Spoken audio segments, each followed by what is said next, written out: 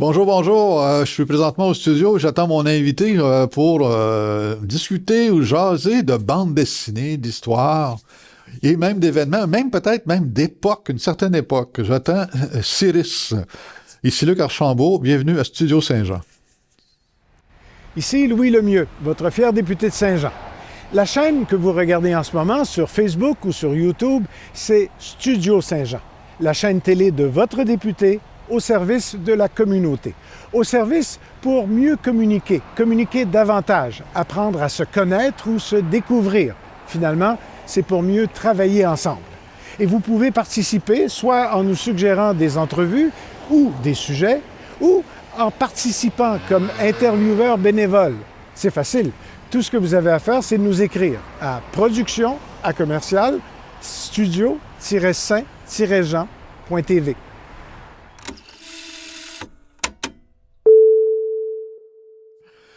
Salut Cyrus.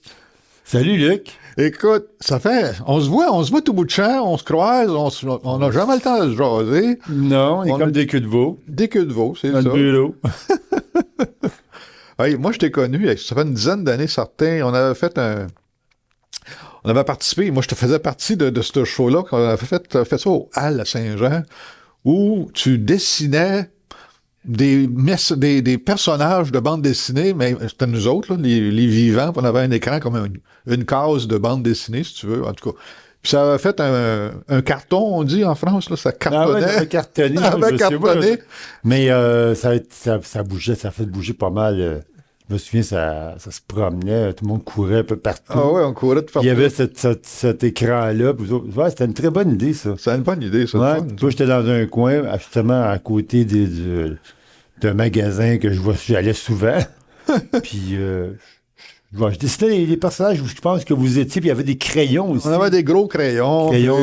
Géants. Là. C'était comme un peu... Une poursuite de quelque chose. C'est ça, on se sauvait. Je pense qu'on se sauvait de ton crayon à toi. Ouais, ok, bon. C'était une histoire de même. Pardon. On a fait un peu déjanté, on va dire. Ouais. Oui, c'est le fun. Un peu déjanté. Ouais, j'ai été connu là. J'ai connu beaucoup de monde que j'ai pas revu depuis ce moment-là, à part peut-être Daniel. Ouais, Qui Daniel faisait Beaulieu, la mise en scène. Ouais. Qui est toujours Oh oui, toujours là. au Grand Prix, ouais. Oui, oui, toujours là. Le Grand Prix, c'est quoi encore le Théâtre de Grand Prix. Théâtre de Grand Prix. Ouais. Fait que c'est de même qu'on s'est connus, puis depuis ce temps-là, que je te vois, que je te suis, puis même que j'ai même... Ah, t'as pas ça. J'ai ça. Écoute, Vogue la valise, moi, c'est ma première, c'est mon initiation réelle à Cyrus.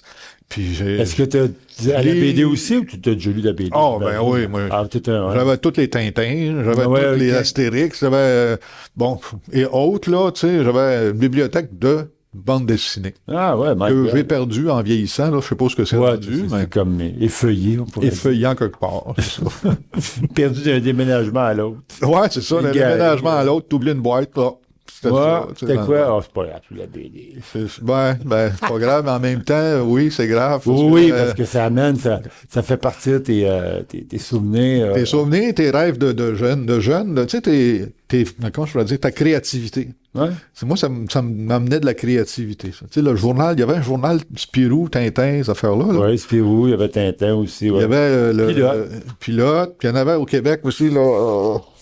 Il y en avait plusieurs au Québec. Québec. Qui ont popé puis qui ont mouru après 2-3 numéros. C'est ça. Sauf Crow, qui est arrivé en 79. Ouais. Crow, c'était tout un peu, tout ça. Ils sont venus faire un... Ils sont rassemblés, là. Oui, c'est ça. Ça a dû comme faire un collectif. Lui, Ortubise était partout, là. Il sortait Ortubise, puis très actif.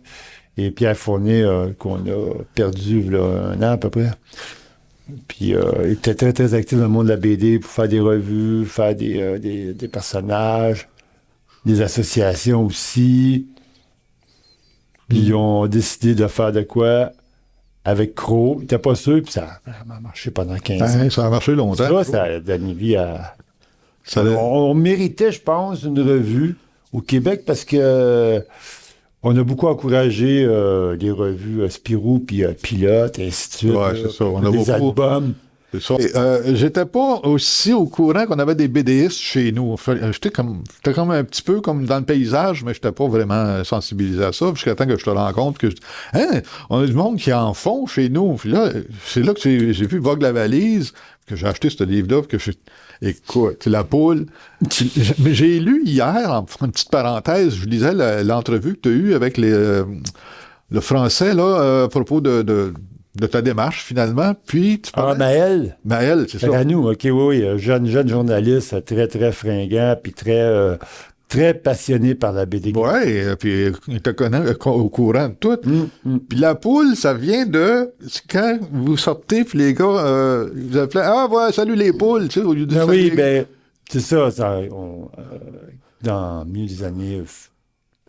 Début 90, 91, 92, on se ramasse en France avec l'OFQJ, l'Office franco-québécois de la jeunesse. Ouais. Puis on a des projets, puis on leur propose des projets, puis ils disent OK, oui, allez-y. Je pense que ça existe encore aujourd'hui, je suis pas sûr. Puis ils te donnent un certain montant, puis tu pars comme en voyage. On était comme 3-4 personnes. On avait une revue qui s'appelait, un fanzine qui s'appelait pas Krypton, Rectangle, qui parlait de BD. Ouais. Un petit peu d'art visuel, puis surtout de musique. Rock francophone. Qui était très populaire à ce moment-là, en France, puis au Québec aussi. Puis qu'on part là, puis on arrive à Lille, en France, qui est pas loin de la Belgique. Puis le gars qui nous reçoit, lui, il tient un gros gravesine, là, un gros tabloïd, là, de grosses images. Moi, on le connaissait parce que un des gars dans la gang, il avait un contact avec lui, puis il avait envoyé quelques copies. On avait vraiment été éberlués par ce gros format-là. Puis on voyait des grosses images, on voyait des grosses bandes dessinées, grosses planches. C'était complètement fou, là. Alors, on est parti là, puis quand on est arrivé sur place, le gars qui nous accueillait s'appelait Al Rotringo. Puis là, salut mes poules! Ouais! J'avais déjà entendu cette expression-là, tu sais. Ouais. Pas autant que les autres qu'on connaît, là. Ouais. Puis là, tout le long quand on est resté là, c'était là, ma poule vient prendre une bière, ma poule, on va aller manger. Hey, mes poules, on va aller voir un concert à soir, tu sais. C'est fini, là, moi, je reviens avec ça. Avec cette histoire de poule-là. Oui. Je commençais, salut ma poule, tu sais. Puis même les filles, je disais, salut ma poule. Ma poule, je suis pas ta poule. Non, c'est comme, ça veut dire des amis, salut mon ami, tu sais. Puis moi, ça revient vers moi, tu sais, c'est comme, hey, salut ma poule, là. Le monde me criait ça à travers la rue, je trouvais ça drôle. Ah, salut! Puis il va savoir qu'est-ce qui s'est passé. Je vais une demande de bourse, puis c'est la poule qui est apparue. Mais c'est pas la vraie poule qu'on connaît aujourd'hui, non. C'était une poule avec ses plumes, ses grandes pattes, là. Mm-hmm. Puis à un moment donné, ce qui s'est passé, le corps a disparu, puis juste le corps humain qui est arrivé, puis la tête, a été devenue la tête d'une poule. La tête d'une poule. Ouais, puis je l'ai ici. Ouais, c'est ça. Pas celle-là, là, mais j'ai peut-être plus la version... Il était une fois la poule. La poule, Cyrus la poule. Où est-elle? C'est-elle celle-là? Non, ça, c'est un autre genre de personnage. Ah! Elle est ici. Celle-là. Ouais, ben oui. Ça, c'est le premier, sa couverture. Ça, c'était comme c'était une publicité, une affiche que j'ai faite. OK. Puis c'était la couverture.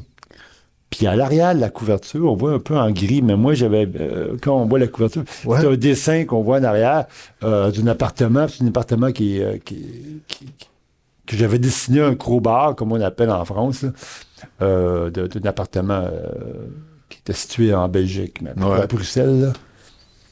Puis je l'avais mis en fond de gris ou coloré, je me souviens plus. Puis ça, c'était la poule qui se présentait avec sa grosse saucisse. Un gros ballonné. Gros ballonné. Oui, c'est ça. Puis là, elle avait les places où le ballonné était vendu. Parce que j'ai appelé ça la poule. Ben oui. Parce que à un moment donné, il fallait que je le mette, tu sais, je disais tantôt, comme on dit, ça prend un personnage en bande dessinée. T'as pas de personnage. Tu peux faire de la BD, mais ça va être long. En mettant un personnage dans tes histoires, mais ça te permet de construire une ambiance. Un univers, puis tout. Là. Ouais, un univers, donner vie à quelqu'un. Ouais. Puis ça, ben, c'est pas mal mon alter ego. Là, Ouais. Je passe mes émotions là-dedans. Je me ressemble. La poule est quand même a des... comment dire? Elle a des qualités et des défauts que moi j'ai aussi. Fait que je Ouais. passe là-dedans aussi. Eh oui. Et puis, j'en ai fait un comics parce que j'avais fait plusieurs planches de ballonner. Puis la poule est née comme ça. Elle est née comme À ça. cause de Elle Retringo. Il faut que je fasse un clin d'œil à un moment donné parce que là, il serait dû, là. C'est ça, je ne sais même pas si c'est. Mais c'est tout un personnage, en tout cas. Ouais, je sais, parce Ouais. que t'as fait... ben, moi, j'ai deux de tes bouquins, là, que... Ben, J'ai tu pas, vois, là- j'ai pas le premier, c'est celui-là, mais c'est comme le... Non, mais c'est correct, l'intégral, parce que moi, L'intégrale. J'ai sorti le chapitre 1, Ouais. qui était le tome 1, il me semble. Puis, couverture dure, là, comme, OK. comme la couverture de Comme l'autre, là. Paris pour Dallaire. Mais ça a pris 7 ans avant que je finisse les autres pages. Puis j'avais dit, parce que mon éditeur m'avait dit, on va juste faire un album. Puis là, quand j'ai fini, j'ai dit, écoute, ça me prend un autre album. Ben oui. Ah ouais, comment ça? Ben, parce que j'ai pas fini. Là. J'ai mis comme 223 pages de plus. Hey, tabarnouche. En couleur. T'as travaillé fort J'ai là-dessus? travaillé pendant presque 7 ans. Là. 7 ans. Ben, tu sais, je travaillais pas tous les jours. J'avais une bourse, là, mais après, ouais. j'ai coupé en deux. 2 ans après, la bourse, il n'y a plus d'argent. Il n'y en a plus, là, là, donc il c'est faut ça. que je travaille un peu à gauche, à droite. Mhm. Alors, j'ai mis tout le temps là-dessus. Ça s'est terminé en 2016, puis en novembre 2017, je l'ai lancé au cheval le 14 novembre 2017. Puis OK. là, ça a parti. Puis C'est ça. ça m'a remis sa traque. T'as remis ça à la traque. J'étais un peu comme, pas à côté, là, mais j'ai assez dramé quand même. Ben oui. Parce que le Vogue la valise, tome 1, il a marché, là, tu sais, il a fait son petit chemin. Mais ça a vraiment donné un coup, là, à cause j'ai Celui- gagné des prix, tu sais. Ouais, celui-là, ah oui, écoute, t'as eu des J'étais entrevues. bien surpris, là. Écoute, moi, je me rappelle d'une entrevue que Marie-Louise Arsenault que t'as eue à cause de ça, puis tout, là, c'était... Ça a fait époque. Ouais. Ça a fait... ça a là, vraiment marqué l'histoire de Cyrus, la poule. Ouais, ça a marqué mon histoire. Puis la suite, après ça, j'ai fait un autre album Oui. avec mon chum Marc Tessier. Avec Marc Tessier, ouais. Un pari pour Dallaire. Dallaire, Ouais. c'est un peintre québécois là, qui s'est exilé en France, justement, pour gagner sa vie. Là. Ouais, c'est ça, pour essayer de vivre de son métier. Puis, lui, il n'a jamais rien pour rien dans la vie. Il aime les gallinacés. Parce que c'est la famille des gallinacés, la famille des grosses pattes. OK. Les gros, hein? OK. Il a dessiné beaucoup des oiseaux, des poules, des dindes, je sais pas, des oiseaux sauvages. Dallaire? Oui, dans ses peintures, des natures mortes, ouais. Ah ouais? Oui, il y a toujours un oiseau aussi qui traîne, là, tu sais. Ben oui, il y a un oiseau là.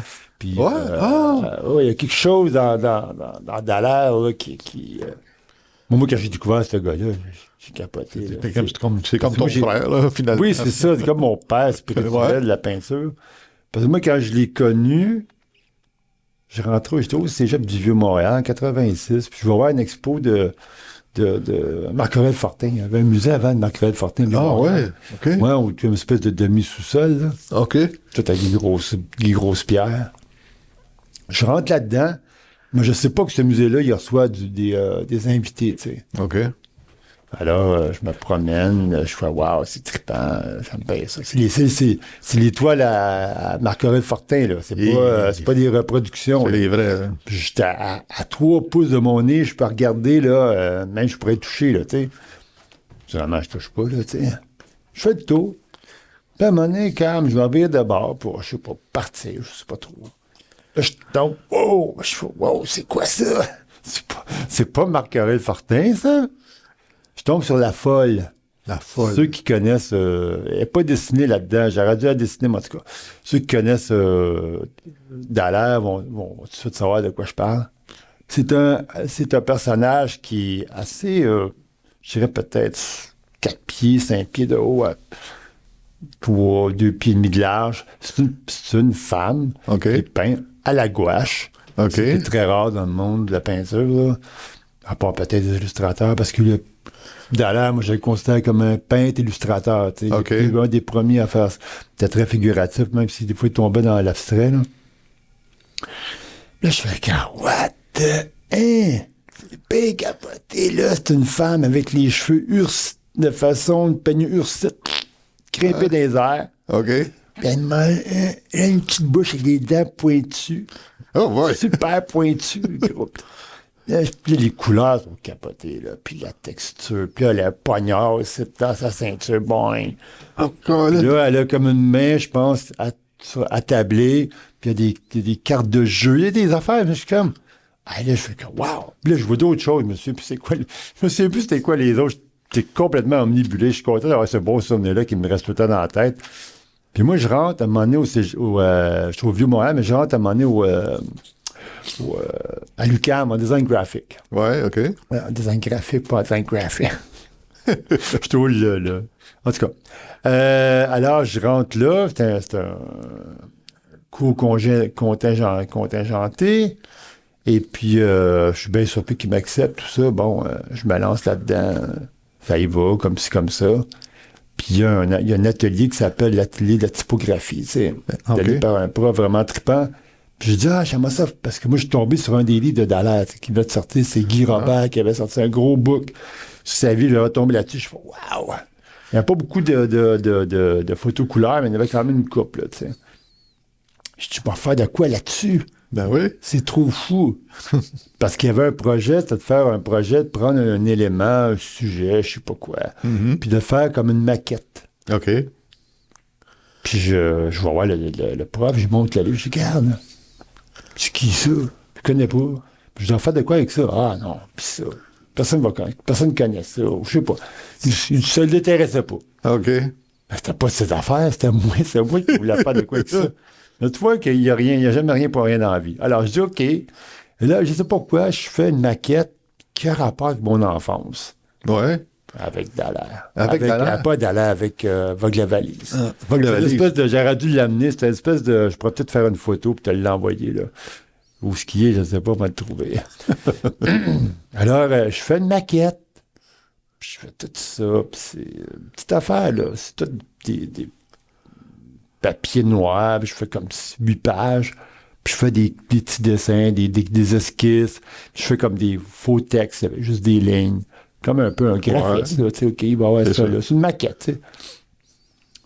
Je raconte dans les dessins, mon enfance, tu sais, sans le savoir, puis tout ça.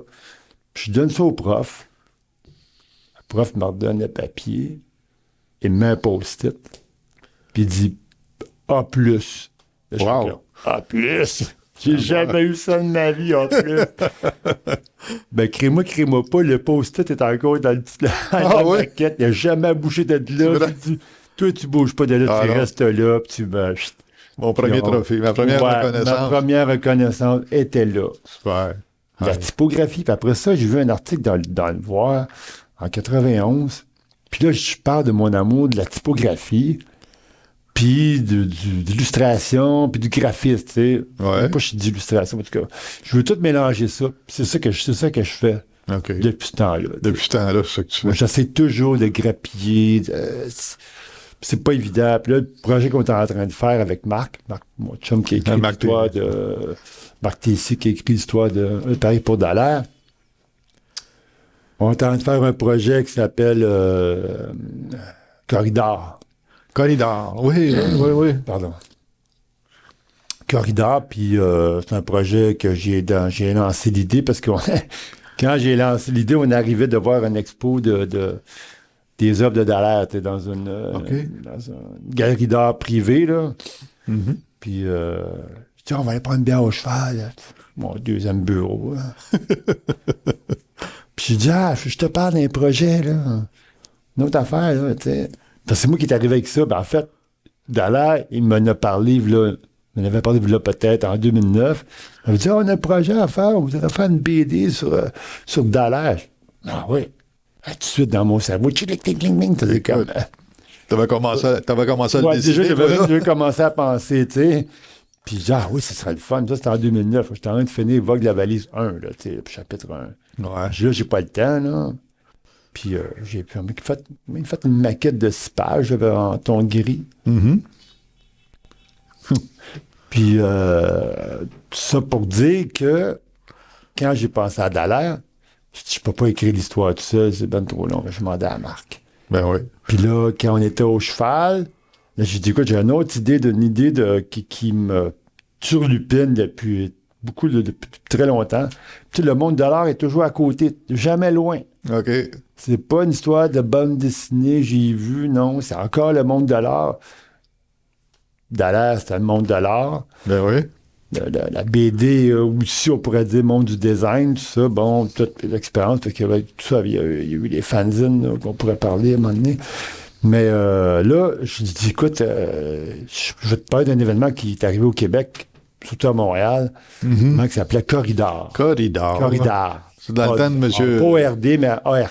C'est ça, c'est dans le temps de monsieur Drapeau, ça. Quand Drapeau était là, bien installé sur son trône. Là. Monsieur Jean Drapeau, ouais. Je me rappelle, ça a fait un scandale, cette histoire-là, il me semble, de mon vieux souvenir, là. Ben oui, ça a fait un scandale, mais peut-être dans le monde de...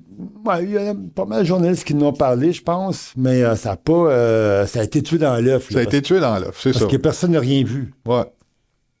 Parce qu'on va l'expliquer, là, c'est quoi? C'est que c'est le plus gros cas de censure au Canada. Ouais. Je suis presque sûr. Puis Drapeau, dans le cadre, parce que c'est en 76, dans le cadre des festivités des Jeux olympiques de Montréal. Les Jeux olympiques, ouais. Il y avait le COJO avait décidé de faire des événements artistiques à côté. C'était une tradition. Puis il y a eu pas mal, je sais pas combien il y a eu d'expositions, mais Corridor était là-dedans, était impliqué là-dedans. Ouais. C'est un des plus gros. Oui. Mais celui qui était extérieur, les autres étaient tout à l'intérieur. C'est ça. Quand t'es à l'intérieur, c'est pas tout le monde qui le voit. Non. Là, quand on va à l'extérieur, on se met à nu devant tout le monde. Fait que là, il monte Francine Martin. C'est ça, Francine Martin, je pense que oui.